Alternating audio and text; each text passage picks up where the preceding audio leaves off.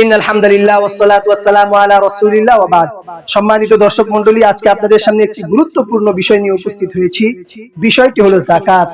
যাকাত আমরা কিভাবে আদায় করব? বিভিন্ন ভাই যাকাত কিভাবে আদায় করতে হবে, আমার অর্থ সম্পদ থেকে যদি অনুমান করে কিছু যাকাত দিয়ে দিই তাহলে যাকাত আদায় হবে কিনা, আমার বিভিন্ন পেরেশানিতে জর্জরিত, ব্যবসায় লস, বিভিন্ন ভাবে আমি ক্ষতিগ্রস্ত, আমি যদি যাকাত আদায় না করি তাহলে আমার যাকাত আদায় হবে কিনা, এই বিষয়ে আমি কিছু কথা বলার জন্য আপনাদের সামনে উপস্থিত হয়েছি।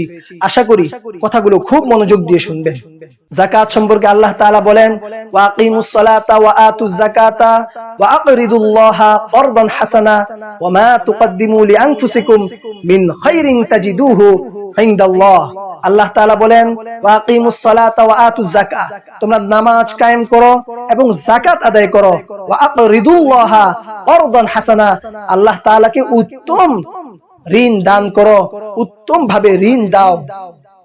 ওয়ামা তুকদ্দিমু লিআনফুসিকুম, তোমরা নিজেদের জন্য মিন খাইরিন, যা কিছু উত্তম, আল্লাহ তাআলার কাছে জমা রাখো, আল্লাহ তাআলার কাছে প্রেরণ করো। তাজিদুহু ইনদাল্লাহ, তোমরা আল্লাহ তাআলার কাছে তার বিনিময় অবশ্যই পাবে, অবশ্যই ভোগ করবে। হুয়া খায়রুন ওয়া আ'যাম আজরা, আর যেটা আল্লাহ তাআলার কাছে জমা রেখেছো সেটা হলো সবচেয়ে উত্তম, ওয়া আ'যাম আজরা, আর প্রতিদান হিসেবে সবচেয়ে বড়। ওয়াস্তাগফিরুল্লাহ, এবং আল্লাহ তাআলার কাছে ক্ষমা প্রার্থনা করো।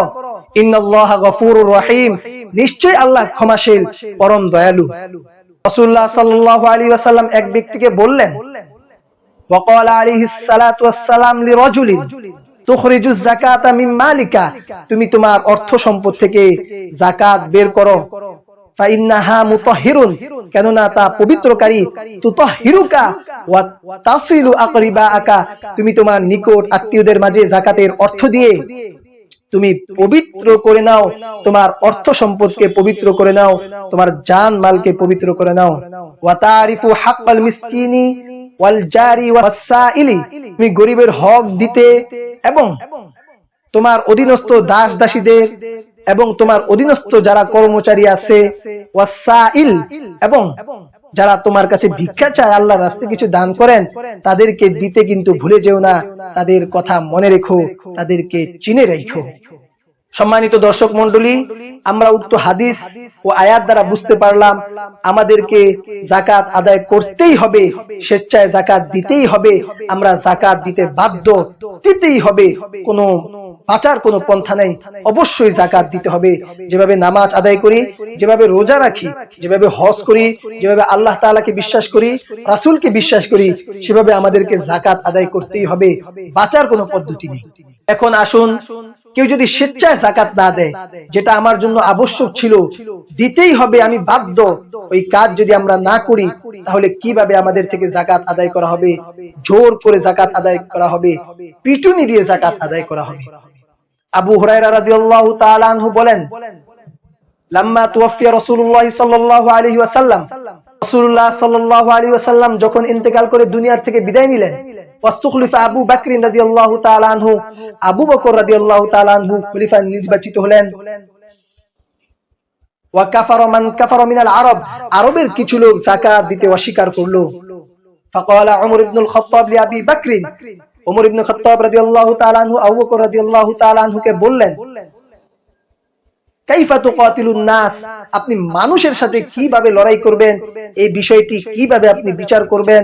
ফাকাদ ক্বালা রাসূলুল্লাহ সাল্লাল্লাহু আলাইহি ওয়াসাল্লাম, উমিরতু আন উকাতিলান নাস হাত্তা ইয়াকুলু লা ইলাহা ইল্লাল্লাহ, অথচ রাসূল সাল্লাল্লাহু আলাইহি ওয়াসাল্লাম বলেছেন, আমাকে আদেশ করা হয়েছে যে ব্যক্তি লা ইলাহা ইল্লাল্লাহ বলবে, আল্লাহ তাআলাকে বিশ্বাস করবে, লা ইলাহা ইল্লাল্লাহ বলবে, ফাকাদ আসামা মিন্নি মালাহু ওয়া নাফসাহু ইল্লা বিহাক্কিহি আলাল্লাহ, আমি মুহাম্মদের পক্ষে তার জান মালের নিরাপত্তা দেওয়া আবশ্যক হয়ে যায়। অতএব আপনি যাকাতের বিষয়ে কিভাবে তাদের মধ্যে বিচার করবেন, কিভাবে ফয়সালা করবেন? আবু বকর রাদিয়াল্লাহু তাআলা আনহু ঠান্ডা মানুষ, আবু বকর রাদিয়াল্লাহু তাআলা আনহু গরম হয়ে গেলেন।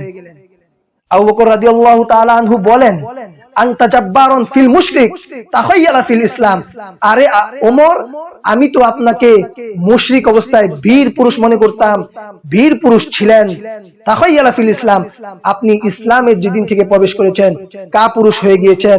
ওয়াল্লাহি লাউ কাতিলান্না মান ফাররাকা বাইনাস সালাতি ওয়াজ যাকাহ, যে ব্যক্তি নামাজ এবং যাকাতের মধ্যে পার্থক্য করবে, রোজা রাখবে, যাকাত দিবে না, নামাজ পড়বে, যাকাত দিবে না, আমি তার সাথে লড়াই করেই যাব, মরবো না হয় মারবো।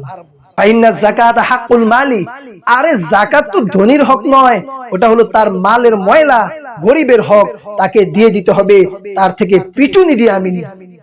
ওয়াল্লাহি, আল্লাহর কসম, ওয়াল্লাহি, আল্লাহর কসম, লাউ মানাউনি ইকালান কানু ইউআদ্দুনাহু ইলা রাসূলিল্লাহি সাল্লাল্লাহু আলাইহি ওয়াসাল্লাম, যে ব্যক্তি রাসূল সাল্লাল্লাহু আলাইহি ওয়াসাল্লামের যুগে উট কিংবা গরু দিত, তার সাথে রশিও দিয়ে দিত, ধান কিংবা গম দিত, তার সাথে বস্তাও দিয়ে দিত, আল্লাহর কসম, লাউ মানাউনি ইকালান কানু ইউআদ্দুনাহু ইলা রাসূলিল্লাহি সাল্লাল্লাহু আলাইহি ওয়াসাল্লাম লাকাতালতুহুম আলা মানাহি, আজকে আমার খেলাফত আমলে যদি ওই উটের সাথে রশি, গরুর সাথে রশি, ধানের সাথে বস্তা, গমের সাথে বস্তা না দেয়, আমি ওই রশি আর বস্তার জন্য যুদ্ধ করব, মরবো না হয় মারবো, পিটিয়ে তাদের থেকে যাকাত আদায় করব। আপনি বলেন কি যাকাত দিবে না? মানি অবশ্যই যাকাত দিতে হবে। ফাকালা উমর ইবনুল খাত্তাব রাদিয়াল্লাহু তাআলা আনহু, মা হুয়া ইল্লা আন রাআইতুল্লাহ আযজা ওয়া জাল্লা ক্বাদ শারাহা সাদরা আবু বকর রাদিয়াল্লাহু তাআলা আনহু লিল কিতালি ফারাফতু আন্নাহু হাক্কুন, আমি আবু বকর রাদিয়াল্লাহু তাআলা আনহুর এই ধীরতা দেখে আমি বুঝে ফেললাম আবু বকর রাদিয়াল্লাহু তাআলা আনহুর সিদ্ধান্তই সঠিক। মানুষ যদি যাকাত না দেয়, তাদের থেকে পিটুনি দিয়ে তাদের থেকে যাকাত আদায় করতে হবে। এবার আসুন আলোচনা করি, যদি কেউ স্বেচ্ছায় যাকাত না দেয়, যা দিতে সে বাধ্য, যদি না আদায় করে, আর যদি তার থেকে পিটুনি দিয়ে যাকাত দেওয়া হলো না, তাহলে কি করা হবে? আল্লাহ তাআলা পবিত্র কালামুল্লাহর মধ্যে বলেন, আউযু বিল্লাহি মিনাশ শাইতানির রাজিম, ওয়াল্লাযীনা ইয়াকনিজুনাজ যাহাবা ওয়াল ফিদ্দা ওয়া লা ইউনফিকুনাহা ফি সাবিলিল্লাহ ফাবাশশিরহুম বিআযাবিন আলীম, যারা অর্থ সম্পদ জমা করেছে, সোনা চাঁদি জমা করেছে, বিপিএস খুলে টাকা রেখেছে, সেভিংসে টাকা রেখেছে, বিভিন্ন ভাবে অর্থ সম্পদ জমা করেছে, ওয়ালা ইউনফিকুনাহা ফি সাবিলিল্লাহ, আল্লাহর রাস্তায় যাকাত দেয়নি, ফাবাশশিরহুম বিআযাবিন আলীম, মুহাম্মদ সাল্লাল্লাহু আলাইহি ওয়াসাল্লাম আপনি তাদেরকে যন্ত্রণাদায়ক শাস্তির সুসংবাদ দিন। কি শাস্তি? ইয়াউমা ইউহমা আলাইহা ফি নারি জাহান্নাম, বিচারের দিন এক বিশেষ ধরনের লাঠিকে গরম করে, ফাতুকুয়া বিহা জিবাহুহুম ওয়া জুনুবুহুম ওয়া যুরহুরুহুম, তাদের কপালে, তাদের পার্শ্বদেশে এবং তাদের পিঠের মধ্যে সেক দেওয়া হবে, আর বলা হবে, হাযা মা কানাসতুম লিআনফুসিকুম ফাযুকু মা কুনতুম তাকনিজুন, এগুলো হলো তোমাদের সঞ্চিত অর্থ সম্পদ, যা তোমরা নিজের হাতে কামাই করেছো, মাথার ঘাম পায়ে ফেলে যে অর্থ সম্পদ কামাই করেছো, আজকে এই শাস্তি নিজেদের কামাইকৃত, নিজেদের অর্জিত সম্পদের কারণে হচ্ছে। ফাযুকু মা কুনতুম তাকনিজুন, একটু দেখো কেমন লাগে, একটু দেখো শাস্তি কেমন লাগে। আজীব ব্যাপার, শাস্তি তো দেওয়া হচ্ছেই, তারপর বলা হবে একটু দেখো না কেমন লাগে শাস্তি, অর্থাৎ বান্দাকে সেদিন অপমান করার জন্য এমন কথা বলবেন ফেরেশতারা। অতএব আমরা বুঝলাম, যদি কেউ স্বেচ্ছায় যাকাত না দেয় অথবা তার থেকে পিটুনি দিয়ে যাকাত না নেওয়া হয়, তাহলে আল্লাহ তাআলা তাকে কঠিন শাস্তির সম্মুখীন করবেন। রাসূলুল্লাহ সাল্লাল্লাহু আলাইহি ওয়াসাল্লাম বলেন, মান আতাহুল্লাহু মালান ওয়া লাম ইউদ্দি যাকাতাহু, যে ব্যক্তিকে অর্থ সম্পদ দান করা হয়েছে কিন্তু সে অর্থ সম্পদের যাকাত আদায় করেনি, মুসিলা লাহু ইয়াউমাল কিয়ামাতি সুজান আকরা লাহু যাবিবাতানি, কিয়ামতের ময়দানে তার অর্থ সম্পদকে বিষধর সাপ বানিয়ে তার গলার মধ্যে ঝুলিয়ে দেওয়া হবে। সাপের বিষের কারণে, বিষাক্ততার কারণে তার মাথায় কোনো লোম থাকবে না, তার চোখের নিচে দুইটা কালো দাগ থাকবে। ইউতাউইকুহু ইয়াউমাল কিয়ামা, ওই সাপকে কিয়ামতের ময়দানে তার গলার মধ্যে ঝুলিয়ে দেওয়া হবে। সুম্মা ইয়াখুযু বিলিজাসাতাইহি, আর ওই সাপ তার চোয়ালের মধ্যে কামড়াবে। সুম্মা ইয়াকুলু আনা মালুক আনা কানজুক, অতঃপর সাপ বলবে, আমি তোমার অর্থ সম্পদ, আমি তোমার গচ্ছিত মাল। আমি তোমাকে দংশন করছি। আজীব ব্যাপার, সাপ তো কামড়াচ্ছেই, শাস্তি তো হচ্ছেই, তারপরে কেন বলা হবে আমি তোমার মাল, আমি তোমার গচ্ছিত অর্থ সম্পদ? এই কথা কেন বলা হবে? বান্দাকে লজ্জা দেওয়ার জন্য, বান্দাকে হীন প্রতিপন্ন করার জন্য। অতএব আমরা বুঝতে পারলাম আমরা যাকাত দিতে বাধ্য, আমাদেরকে যাকাত দিতেই হবে, অন্য কোনো পদ্ধতিতে বাঁচার কোনো রাস্তা নেই। যাকাত আমাদেরকে আদায় করতে হবে। যাদের কাছে টাকা পয়সা, অর্থ সম্পদ, বিভিন্ন ধরনের বিপিএস এ টাকা রাখা আছে, সেভিংস এ টাকা রাখা আছে, যত ধরনের অর্থ সম্পদ আছে, আমাদেরকে গুনে গুনে শতকরা 2.5 টাকা আমাদেরকে হিসাব করেই যাকাত দিতে হবে। অন্যথায় আমাদের মাল পবিত্র হবে না, আমাদের জান মাল হুমকির মুখে থেকে যাবে। যাদের 25টি উট আছে, একটি উটের বাচ্চা সদকা করে দিতে হবে। যাদের 30টি গরু আছে, একটি গরুর বাচ্চা সদকা করে দিতে হবে। যাদের 40টি ছাগল আছে, তাদেরকে একটি ছাগল সদকা করে দিতে হবে। যাদের 7.5 ভরি স্বর্ণ আছে, তাদেরকে বর্তমান বাজার মূল্য হিসাব করে শতকরা 2.5 টাকা সদকা করে দিতে হবে।